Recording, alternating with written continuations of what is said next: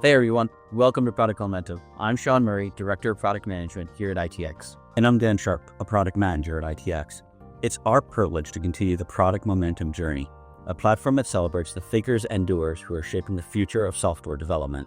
That's right, Dan. Our goal is to introduce you to industry leaders, innovators, and practitioners, and bring you their insights, advice, and innovations. We talk with experts from product strategy, UX research and design, security, engineering, leadership, and more. We'll discuss how their approaches to problems help empower teams and build trust. And we'll explore trends, tools, and techniques that your team can use to deliver the software solutions your users need today. So tune in, stay curious, and join the conversation. You can catch us on your favorite listening platform, or if you prefer the video experience, you can find all our latest episodes on the Product Momentum YouTube channel. And if you like what you hear, be sure to subscribe, like, comment, and share. That way, we can be sure to provide you with the best podcast experience.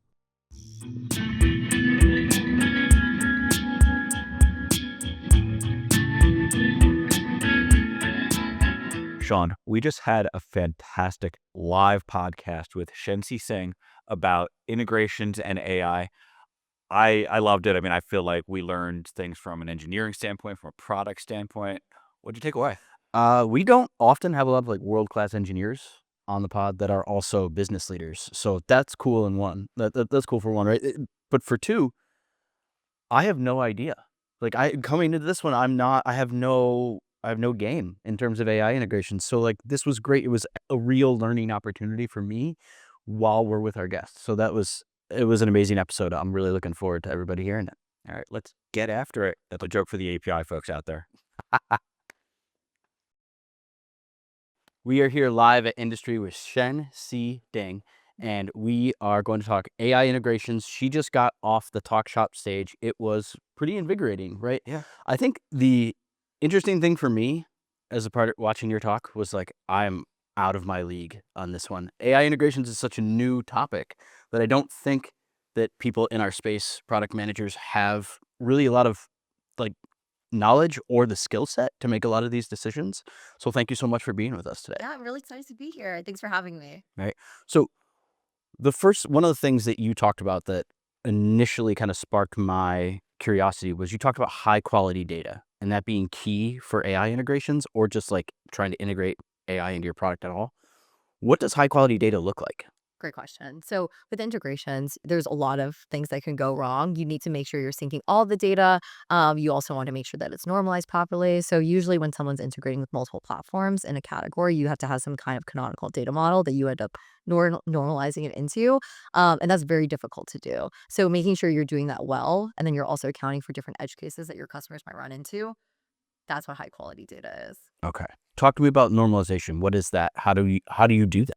Yeah, so sometimes, for example, in different HR systems, someone's first name might be stored with first, and then sometimes it's first underscore name, or sometimes it's F name, and it's really kind of annoying to have to figure out how it's stored, and then you end up having to pull okay, in Workday it's like this, in Gusto it's like this, and Bamboo HR it's like this, and you have to store what that normalization looks like somewhere. See, now I got it. Thank you. That was super clear. I really appreciate that because I think that sometimes some of the terms that are being used are describing problems that people have today, but we just haven't caught our lingo up to what right. we I feel like there's a lot of smiling, nodding in the product community there. Yeah.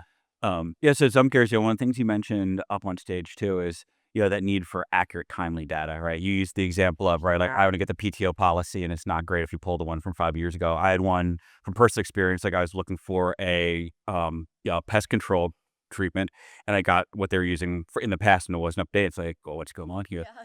So, from product people, how do we kind of solve that problem, make sure that the integration's actually able to keep the information up to date? Yeah, unfortunately, a lot of times you are constrained by what the API provider allows. So sometimes some really modern API providers will allow you to use timestamps. So you can filter I want data that's been updated after 1 minute ago. And then you're able to really quickly pull the latest set of data. Other times you're able to actually get notified with webhooks. So they'll just let you know, oh, there's been an update in this file. So you know now I need to check, and you don't have to continuously check every minute. But unfortunately, not all API providers are like that. And sometimes you end up having to sync the full data set over and over and over again. So for some providers, like really critical information like access control lists, ACLs. Yeah. There are no webhooks or timestamp filters, so you end up having to sync the full data set of all that information over and over and over again.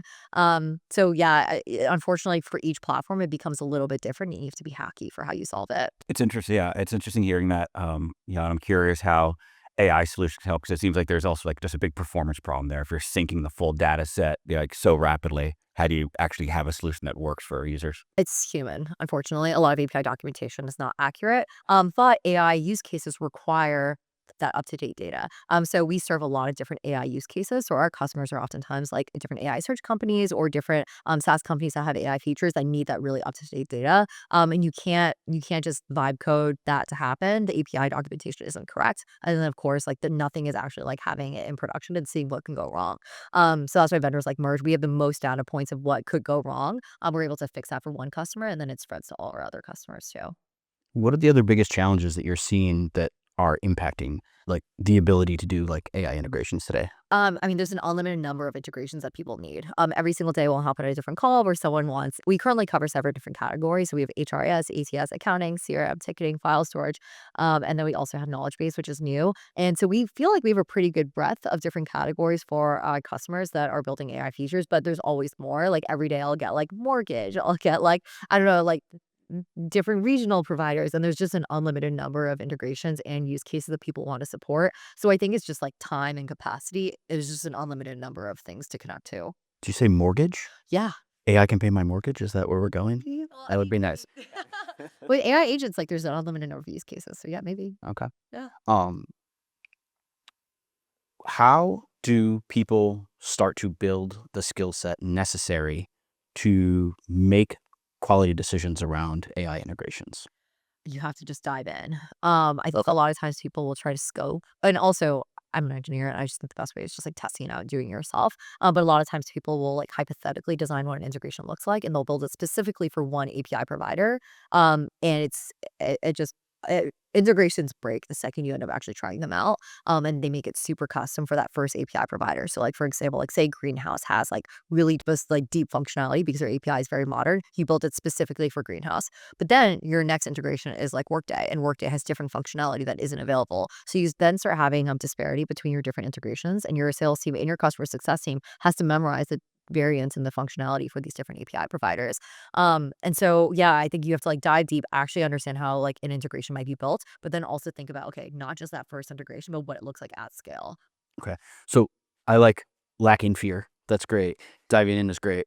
Step one is there like a resource to read? Is there something that we should go and try? Like what should we do first? Yeah. Or So authentication, number one, you have to authenticate and figure out how to authenticate. So I always start with Postman. I start with Postman. I try to authenticate. Then because if you can't even authenticate, you can't even get what the data looks like that.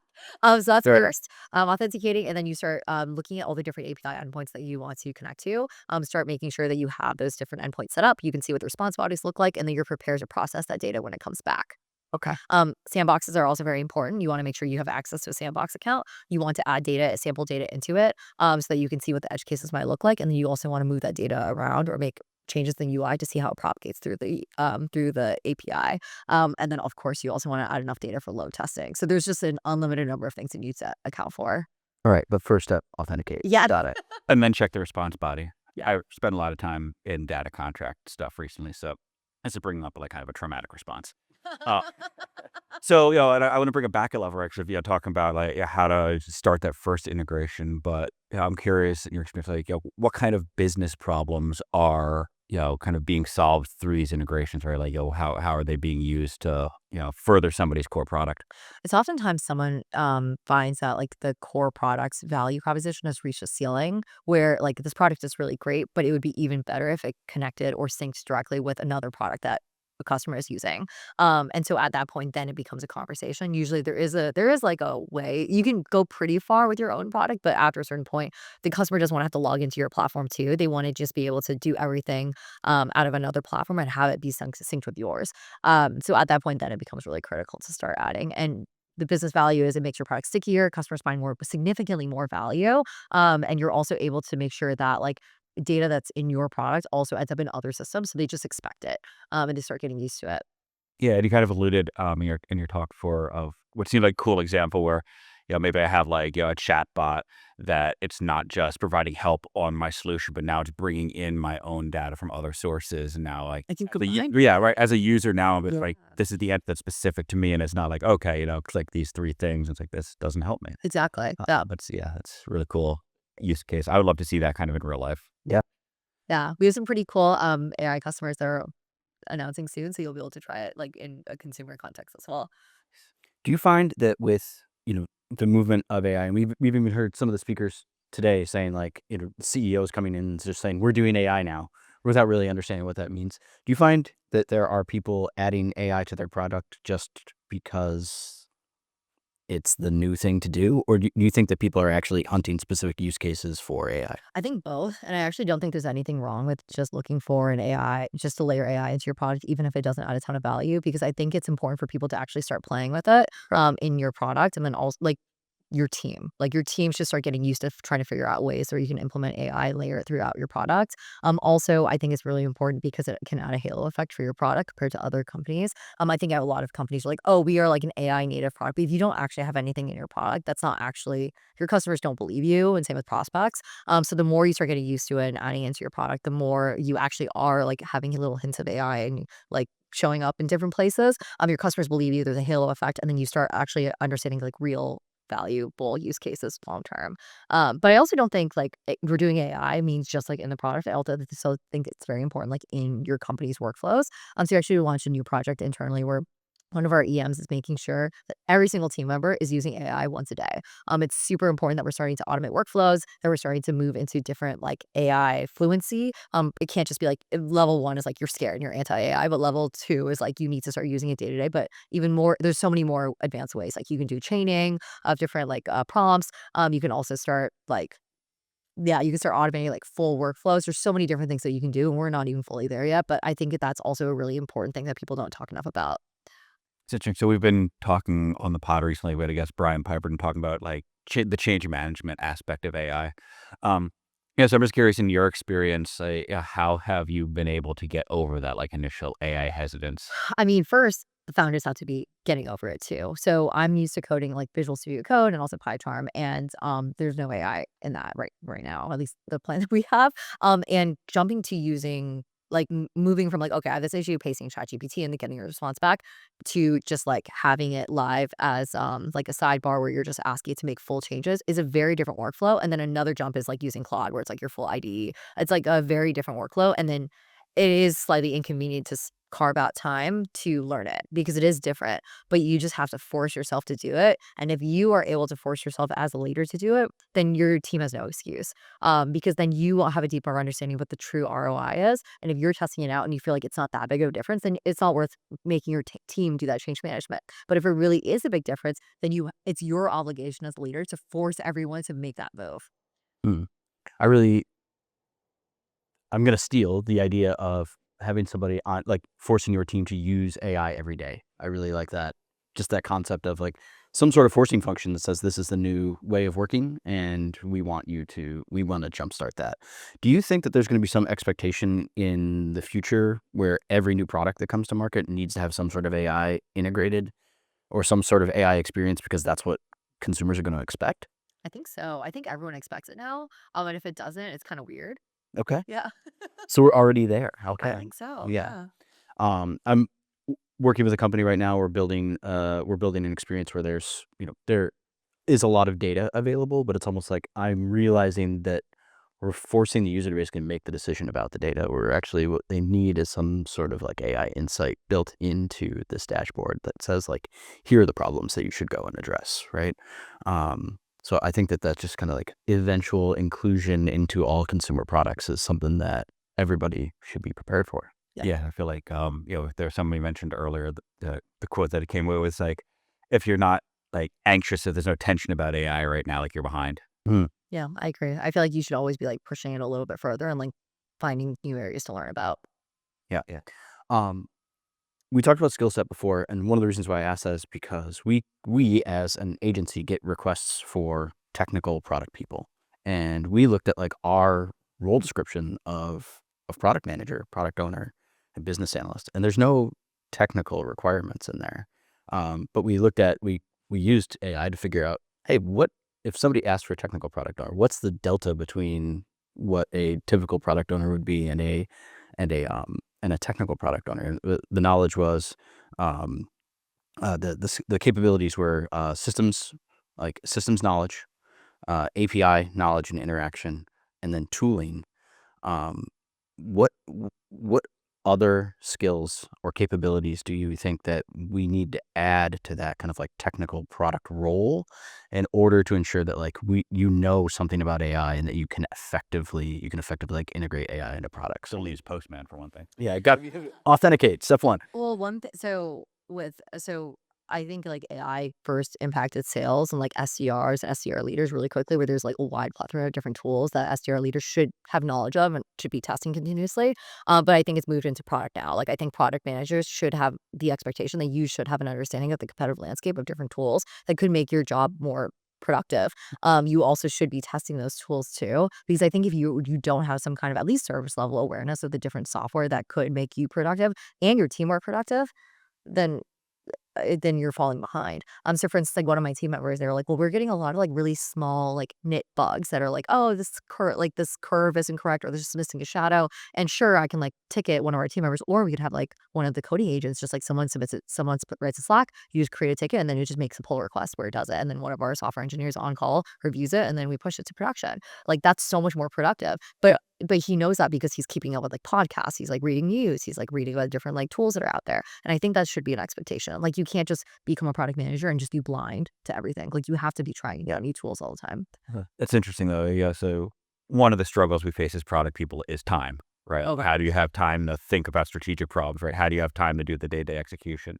So, all right, how do we block time then, in our day to kind of further learning on AI while also doing all the other stuff that's expected of us? I don't know. To be honest, like my co-founder, I always say like being a product manager is the hardest job. I mean, it's everything's your fault. Like it's really like that Ben Horowitz article. It's such a hard job. Yeah, there is not that much time. But I think you just have to. It's your responsibility, not only as a product manager, but also leaders also should have that expectation. You have to find the time to learn. Okay. So this has been like an absolute fire hose of information and like an AI integration masterclass. So we really appreciate you being with us today. How is Merge helping solve some of these problems for companies? So we are helping solve the problems for integration. So if you're like an AI product, if you're a product manager and your company has integrations, whether they're AI or not, oftentimes you're thinking, oh my gosh, how do I do this? Like my sales team is yelling at me, my customer success team is yelling at me, my founders are yelling at me, everyone's yelling at me. Like, how do I do this? Especially with like one or two engineers, or even maybe just like a dozen engineers. Well, you should look at what tools are out there. Like it's your responsibility to be doing research, checking out what vendors might be able to help you accelerate your roadmap, and Merge is one of them. That's amazing. What are the coolest things that Merge is about to do that you can tell us about? Yes. So MCP, so Model Context Protocol, which was launched by protocol from Anthropic, was launched like a few months ago. It's really, really cool. It doesn't fully solve the problem of integrations, but it makes it a lot easier for agents to connect to third parties. So we're launching a product that helps agents securely make tool calls to third parties. So you're able to handle the authentication through us. We have a security layer, and we also have really high quality connectors as well. Okay. Our friend of the podcast, Jonathan Kupal, will be happy that we talked about security today. So We did it. we could check that. We could check that box. One thing that we always ask at the end of our episodes is, what are you reading? What's on your bookshelf right now? Probably something trashy. That's great. We've gotten a very wide range of answers to this. Yeah, So I think right now because my whole life is work and I work all the time so we're doing I have a boring answer. We're doing the Andy Grove's like the manager book. I forgot what's High Output Management. Banger. Okay. Best book of all time. I read it every year. It's so great. So we do it with our new managers.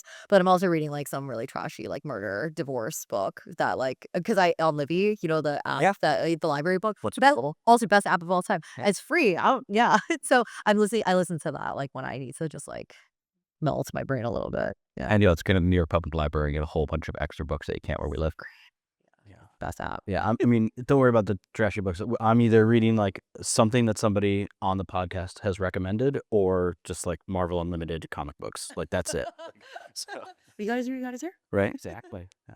Well, this was amazing. Thank you so much for being with us today. Yeah, no, thank you so much for having me.